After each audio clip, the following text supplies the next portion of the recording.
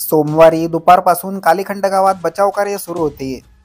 सोमवारी दुपारी 3 वाजण्याच्या सुमारास आर्यन त्याच्या आईसमोरच बोअरवेलमध्ये पडला होता. घरापासून 100 फूट अंतरावर ही घटना घडली.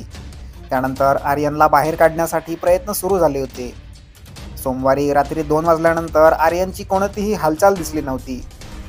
NDRF, SDRF, सिव्हिल डिफेन्स आणि बोअरवेलशी संबंधित स्थानिक तज्ज्ञांच्या टीमने त्यांचे प्रयत्न सुरू ठेवले होते.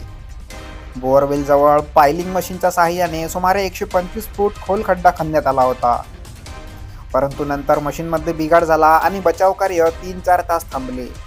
बोअरवेलच्या आतील माती आर्यनच्या अंगावर पडली होती. शेवटी दौसा जिल्हा अधिकारी देवेंद्र कुमार यांच्या उपस्थितीत बचाव पथकाला हुकच्या साहाय्याने आर्यनला बोअरवेलमधून बाहेर काढण्याची परवानगी देण्यात आली. घटनास्थळी रुग्णवाहिका आणि वैद्यकीय पथक तैनात करण्यात आले होते.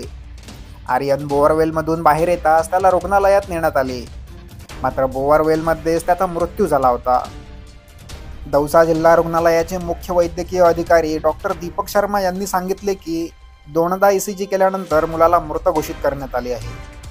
तब्बल 56 तासानंतर चिमुकल्याला बाहेर काढण्यात यश आले, मात्र त्याला वाचवता आले नाही. मुलाच्या मृत्यूमुळे कुटुंबियांना जबर धक्का बसला आहे.